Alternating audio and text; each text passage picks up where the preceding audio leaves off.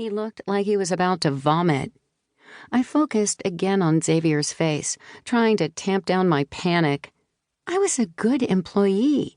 I'd worked for Directus, telemarketing with a personal touch, for almost 2 years.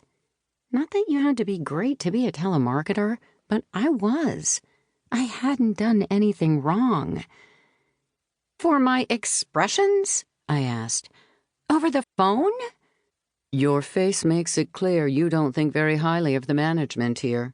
Quite frankly, it gives the impression that you have a dark soul. You can gather your things, and Gary will walk you out." He was right about the first part.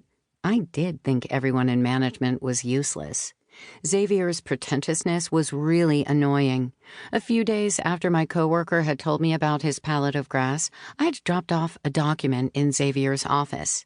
He hadn't been there, so I'd taken my chance and gotten down on my hands and knees to see under his desk. The grass had looked kind of shiny and short.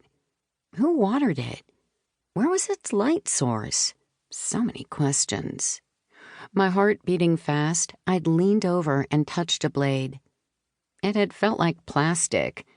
There's no way this dude has a square of AstroTurf under his desk, I'd thought. For weeks after, when I was falling asleep, I couldn't help thinking about Xavier and his feet and his AstroTurf. Did being a CEO automatically make you weird? Could fake grass connect you to anything?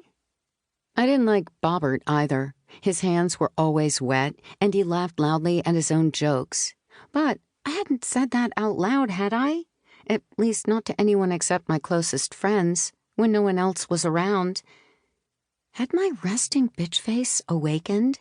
And even so, shouldn't they just give me a warning? But the other part? What the fuck? "I have a dark soul?" I asked. "I foster kittens for the Humane Society." Dark soul. Walk her out, Gary. He slid a piece of paper toward me with my name, Vanessa Blair, handwritten across on top. A box labeled "Insubordination" was checked. I almost laughed out loud, despite the panic flooding through me. The number of people throughout my life who had probably wanted to call me out for insubordination, and I'd made it to 28 before it had actually happened. Because of my face. "How in the world do you know what kind of soul I have? And how is this relevant to my job performance?" "As I just explained, your face." He looked at me as if I were a small child for asking.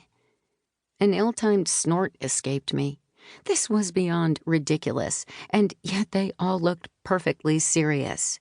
I opened my mouth to request the real reason they were firing me, but Xavier shook his head and said, "Go." Gary, the HR guy, who had been silent the whole time, got up and opened the door. He still wouldn't look at me. Bobbert shrank farther down in his seat.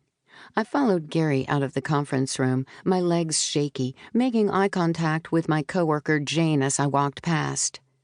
"Fired," I mouthed to her as I went to pack up my mountain of coffee mugs and fancy pens in an empty box that had appeared on my desk during my absence.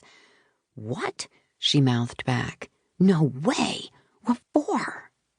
I shrugged, still reeling from the unreality of it all. I said, "I don't like his feet, and he doesn't like my face." "Are you all high?" Jane asked, wide-eyed. Gary walked me toward the door as I heard Xavier say behind me, "Jane, please come in the conference room to meet with me, Bob, and Gary." Shit. Jane too? What was wrong with her face? Gary escorted me all the way to my car.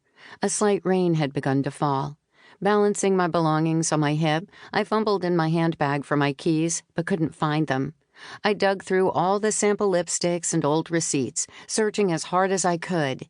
Gary turned around to go back inside.